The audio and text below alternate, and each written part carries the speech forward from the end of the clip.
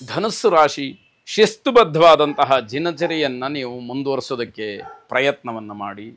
ಅದರಲ್ಲಿ ಅಸ್ತವ್ಯಸ್ತವಾದರೆ ಅದು ನಿಮ್ಮಿಂದ ಆಗುವಂತಹ ಸಮಸ್ಯೆ ಅಂತ ಹೇಳಬೇಕು. ಯಾವುದೋ ಅನಿವಾರ್ಯದಿಂದ ಆದಾಗ ಅದನ್ನು ಒಪ್ಪಿಕೊಳ್ಬೇಕಾಗತ್ತೆ. ತಾಯಿಯವರಿಗೆ ಆಘಾತವಾಗ್ತಕ್ಕಂಥದ್ದು, ಅವರಿಗೆ ಏನೋ ಒಂದು ರೀತಿಯಲ್ಲಿ ಆರೋಗ್ಯದಲ್ಲೋ ಜೀವದಲ್ಲೋ ವ್ಯತ್ಯಾಸವಾಗ್ತಕ್ಕಂತಹ ಸೂಚನೆಗಳಿದೆ. ಅದನ್ನು ಗಮನಿಸ್ಕೊಳ್ಳಿ.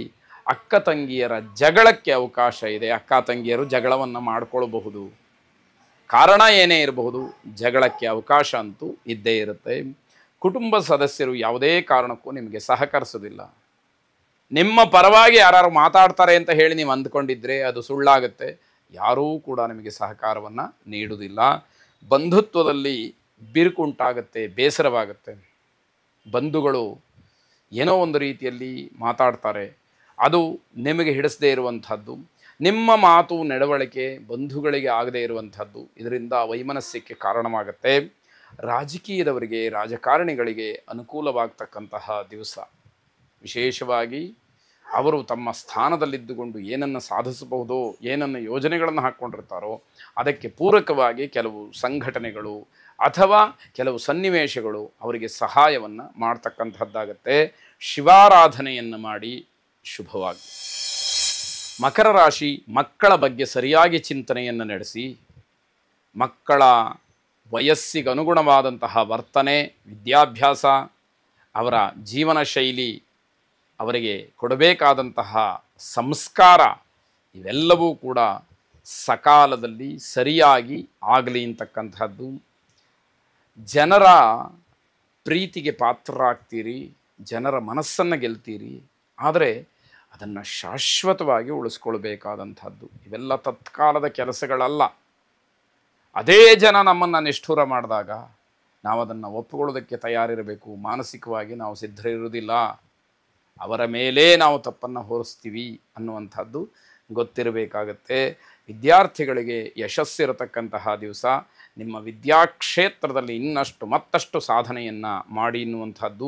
ವೈವಾಹಿಕ ಜೀವನದಲ್ಲಿ ಹೆಚ್ಚಿನ ಒತ್ತಡ ನಿಮಗೆ ಉಂಟಾಗುತ್ತೆ. ಸಾಮಾಜಿಕವಾದಂತಹ ಕಾರ್ಯದಲ್ಲಿ ಸಮಯವನ್ನು ಕಳೀತೀರಿ. ಅದು ಸಮಾಜಕ್ಕೂ ಉನ್ನತವಾದಂತಹ ಒಂದು ವ್ಯವಸ್ಥೆಯನ್ನು ಮಾಡಿಕೊಟ್ಟ ಹಾಗಾಗುತ್ತೆ. ಜೊತೆಗೆ ನಿಮ್ಮ ಮನಸ್ಸಿಗೂ ಕೂಡ ಸಮಾಧಾನವಾಗುತ್ತೆ. ಹಣಕ್ಕೋಸ್ಕರವಾಗಿ ಹೋರಾಟವನ್ನು ಮಾಡಿ ಜಯಶೀಲರಾಗ್ತೀರಿ. ದುಡ್ಡು ನನಗಿದು ಬರಲೇಬೇಕು ಅನ್ನುವಂತಹ ಹಠ ನಿಮ್ಮದಿರುತ್ತೆ. ಅದರಿಂದ ಜಯಗಳಿಸ್ತೀರಿ ಅಂತಕ್ಕಂಥದ್ದು. ಆಂಜನೇಯ ಸ್ವಾಮಿಯನ್ನು ಪ್ರಾರ್ಥನೆ ಮಾಡಿ, ಆಂಜನೇಯನ ಅನುಗ್ರಹದಿಂದ ನಿಮ್ಮ ಬುದ್ಧಿ, ಬಲ, ಯಶಸ್ಸು, ಧೈರ್ಯ ಎಲ್ಲವೂ ಕೂಡ ನಿಮಗೆ ಹೆಚ್ಚಾಗಲಿ. ಎಲ್ಲದರಲ್ಲೂ ಕೂಡ ಜಯವಾಗಲಿ. ಶುಭವಾಗಿ. ಕುಂಭರಾಶಿ ವ್ಯಾಪಾರದಲ್ಲಿ ಹೊಸ ಪಾಲುದಾರರ ಸಹಾಯವಾಗುತ್ತೆ. ಪಾರ್ಟ್ನರ್ಶಿಪ್ಪಲ್ಲಿ ಏನಾದರೂ ಮಾಡ್ತೀನಿ ಅಂತ ಹೊರಟ್ರೆ ನಿಮಗೆ ಒಂದಷ್ಟು ಅನುಕೂಲ, ನಿಮಗೆ ಒಂದಷ್ಟು ಬಲ ಸಿಕ್ಕುವಂಥದ್ದಾಗುತ್ತೆ. ಮನೆಯಲ್ಲಿ ಮಾತ್ರ ಭಿನ್ನಾಭಿಪ್ರಾಯ ಇದ್ದೇ ಇರುತ್ತೆ. ಯಾವ ವಿಚಾರವನ್ನು ತಗೊಂಡರೂ ಕೂಡ ಮನೆಯಲ್ಲಿ ಎಲ್ಲರೂ ಕೂಡ ಒಮ್ಮನಸ್ಸಿನಿಂದ ಅದಕ್ಕೆ ಆಯಿತು ಅಂತ ಹೇಳುವಂಥದ್ದು ಬಹಳ ಕಡಿಮೆ ಆಗುತ್ತೆ. ಹಿರಿಯರ ಮಾತಿಗೆ ನಿಮ್ಮ ಕೋಪ ಜಾಸ್ತಿ ಆಗಿಬಿಡುತ್ತೆ. ದೊಡ್ಡವರೇನಾದರೂ ಮಾತಾಡಿದ್ರು ಅಂತಂದರೆ ಸಿಟ್ಟು ಬರುತ್ತೆ. ನಿಮಗೆ ಒಪ್ಪಿಕೊಳ್ಳೋದಕ್ಕೆ ತಯಾರಿರೋದಿಲ್ಲ. ನೀವು ಬರೀ ನಿಮ್ಮ ಕಾಲದ್ದನ್ನು ಹೇಳ್ತೀರಿ ಅಂತ ಹೇಳಿ ಅವರನ್ನು ದೂಷಿಸ್ತಕ್ಕಂಥದ್ದಾಗತ್ತೆ. ಮನೆಯಲ್ಲಿಯ ಪದಾರ್ಥ ನಷ್ಟವಾಗಬಹುದು. ಯಾವುದೋ ನಿಮ್ಮ ಕೋಪಕ್ಕೋ ಅಥವಾ ಇನ್ಯಾವುದೋ ಒಂದು ಅವ್ಯವಸ್ಥೆಗೋ ಶಾಂತಿ ಭಂಗ ತರುವ ಹಾಗೆ ಮನೆಯಲ್ಲಿರುವಂತಹ ಪದಾರ್ಥ ನಷ್ಟವಾಗಿ ಹೋಗಿಬಿಡ್ಬೋದು. ವ್ಯವಹಾರಕ್ಕೋಸ್ಕರವಾಗಿ ಹೊಸ ಹೂಡಿಕೆಗೆ ಚಿಂತನೆಯನ್ನು ನಡೆಸ್ತೀರಿ. ಆ ವ್ಯವಹಾರ ನಿಮಗೆ ಅಷ್ಟೊಂದು ಸಮಾಧಾನವನ್ನು ಕೊಡದೇ ಇರತಕ್ಕಂಥದ್ದು.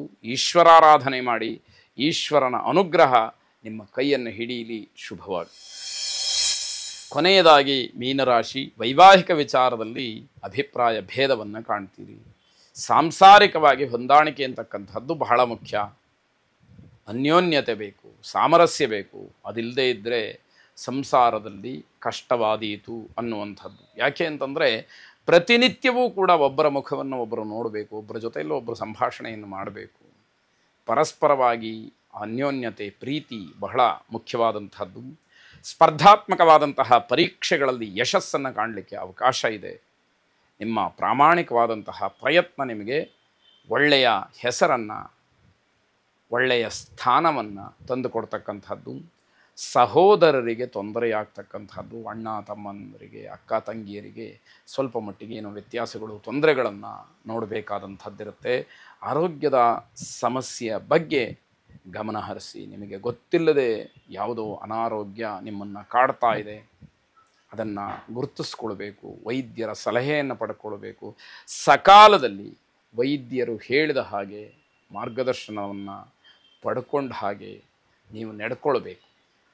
ಸ್ವಯಂ ವೈದ್ಯವನ್ನು ಮಾಡುವಂಥದ್ದು ಒಳ್ಳೆಯದಲ್ಲ ಅಂತ ಅರ್ಥ. ಹಾಗೇ ಅದನ್ನು ತಾತ್ಸಾರ ಮಾಡುವಂಥದ್ದು ಕೂಡ ನಿಮಗೆ ತೊಂದರೆಗೆ ಕಾರಣವಾಗುತ್ತೆ. ನಾಗಾರಾಧನೆಯನ್ನು ಮಾಡಿ. ಶುಭವಾಗಲಿ.